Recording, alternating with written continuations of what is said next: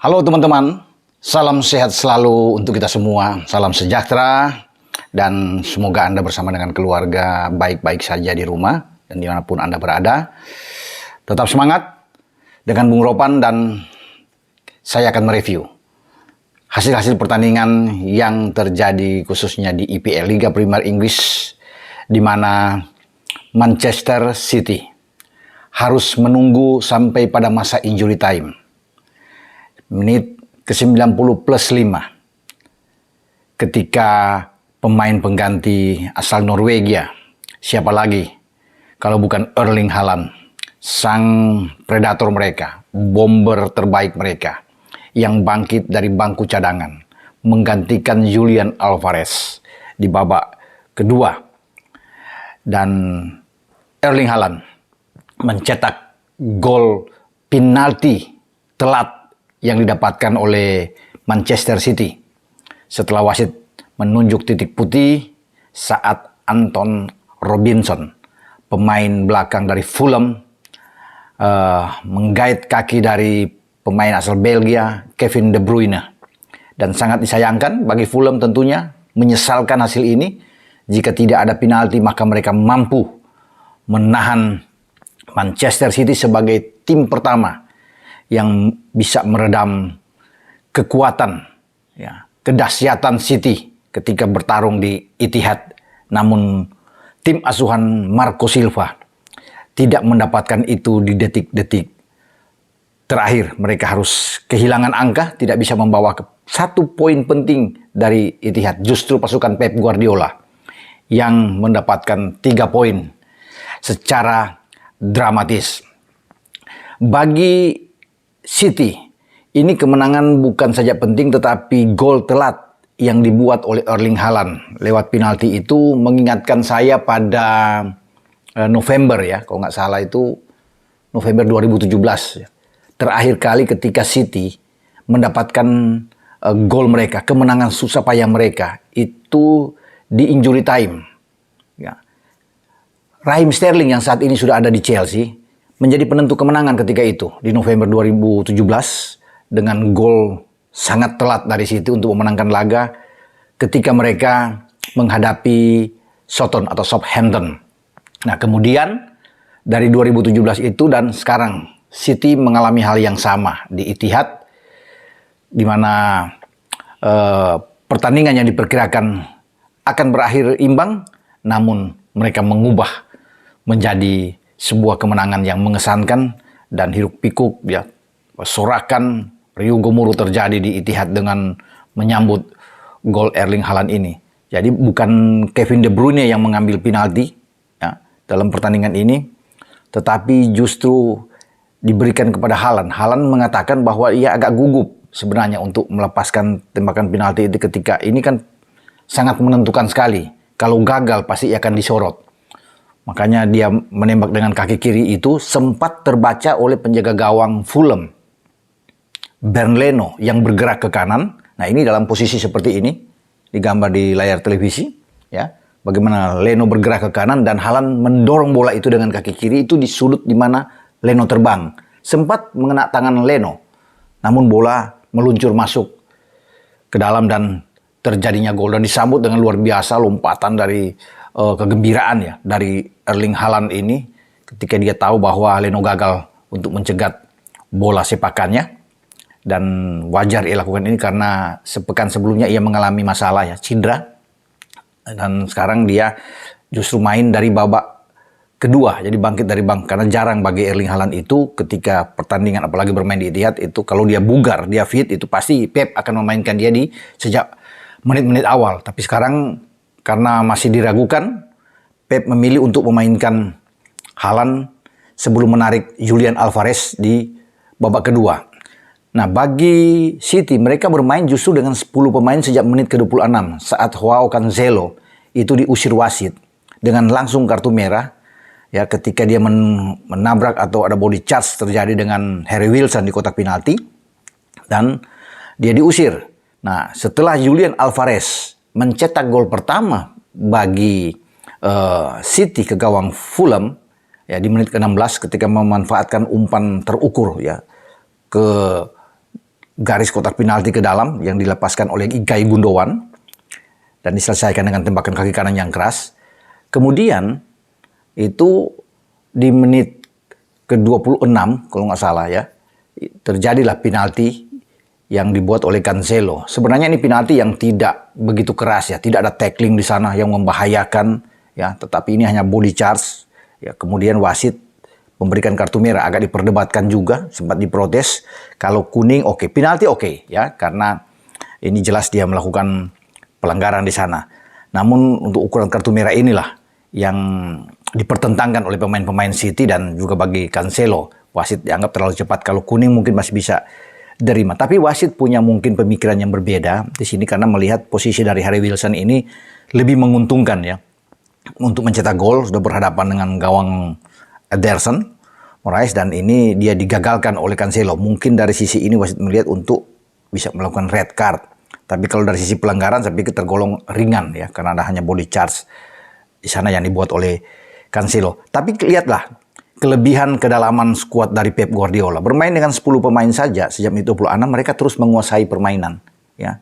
Tidak memberikan kesempatan kepada Fulham untuk bisa berkembang ya. Dominasi tinggi dibuat oleh anak-anak City.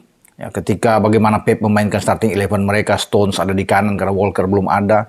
Ya Cancelo ada di kiri sebelum dia diusir keluar lapangan, ada Nathan Ake di sana, ada Akanji yang bermain, Rodri, ada Gundogan dan Kevin De Bruyne di tengah dengan 4-3-3 tentunya. Skema yang tetap dimainkan oleh Pep.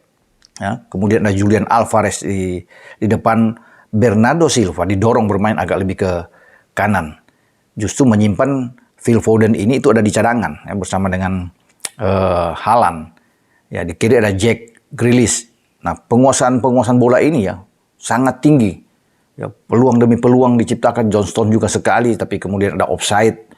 Ya, wasit bisa mengangkat bendera di sana dan Pep itu harus menunggu sampai bahkan 64 menit. Ya. Itu bermain dengan 10 pemain. Pep tidak terlalu terburu-buru karena merasa pasti yakin mereka akan bisa memenangkan pertandingan walaupun Fulham memberikan perlawanan yang luar biasa. Penampilan juga Leno oke, di belakang juga Issa Diop main bagus, Tim Rem juga sebagai dua center back yang sangat baik. Ya Kenny Tete juga di kanan, ada Anton Robinson di kiri. Ini sangat kuat. Harry Wilson juga di tengah, ada Palhinha bermain sangat bagus, ada Pereira. Ya, ketika ada penalti di sana kan Pereira yang bisa membuat skor 1-1 dan ini menemukan semangat motivasi anak-anak Fulham dan mereka mampu menahan memang sepanjang babak pertama walaupun digempur habis dengan hasil imbang ya. Dan agak kesulitan memang bagi Fulham kalau saya bisa melihat karena mereka tanpa seorang Mitrovic di depan. Kalau mereka punya Mitrovic ini tentunya akan sangat berbahaya lini serang bagi Fulham. Nah di babak kedua ketika Pep melihat memang agak sulit untuk bisa membongkar pertahanan, dia perlu untuk ada daya dan dobrak yang sangat kuat. Ya, makanya di menit 64 itu dia langsung memasukkan Erling Haaland, menarik Julian Alvarez, dan Alvarez mencetak gol dia untuk yang ketiga ya pada musim ini. Setelah dia mencetak gol pertama ke gawang Fulham, dan Haaland yang mengisi posisi itu. Nah ada dua pergantian dengan Jack Grealish ditarik keluar juga, Phil Foden yang masuk sehingga alur serangan bagi City itu berjalan dengan baik. Tapi penguasaan bola di tengah memang menjadi milik bagi City. Sulit diimbangi oleh pemain-pemain Fulham yang lebih banyak menunggu, kemudian memilih untuk melancarkan counter attack dalam pertandingan ini. Dan kemudian Haaland bisa membuat gol. Sebenarnya ada satu gol yang dianulir, sundulan kepala yang mematikan ya ketika memanfaatkan umpan dari Kevin De Bruyne. Tapi wasit lagi mengangkat, itu di menit 74 kalau nggak salah. Ini offside, itu hanya satu kaki kalau nggak salah dari Haaland, tipis sekali, terdeteksi oleh VAR sehingga dianulir. Setelah waktu berjalan normal, habis selesai dan ada perpanjangan waktu sampai bahkan mungkin sampai 7 menit perpanjang ya sebelum Haaland bisa membuat gol di menit 95 dengan ada penalti dari Kevin De Bruyne yang diganjal di dalam kotak penalti. Dan kita bisa melihat bahwa kerja keras dari pemain-pemain City ini luar biasa dan Pep tentunya bangga dengan perjuangan anak-anak asuhannya.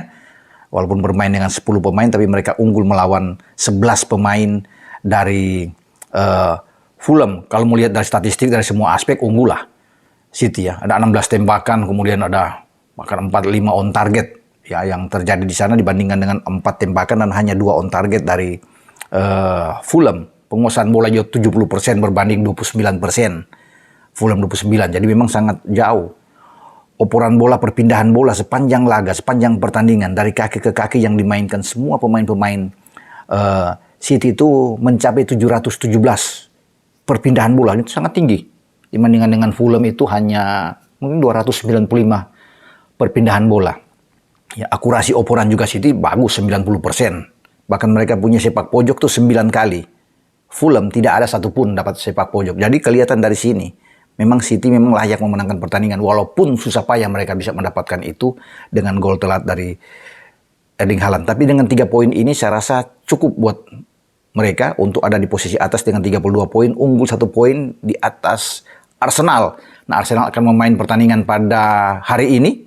Ya, pada pertandingan menghadapi Chelsea di Stamford Bridge, dan Arsenal butuh menang. Kalau menang mereka akan mengambil alih lagi dengan unggul 2 poin dari City. Tapi kalau kalah ya sulit buat mereka, ya tetap ada di posisi kedua, atau imbang pun mereka akan berat untuk bisa mengambil alih posisi dari City. Jadi persaingan ini sepertinya akan terjadi City dan Arsenal untuk memperebutkan gelar juara di IPL dengan ancaman dari Spurs. Namun masih panjang memang perjalanan ke depan.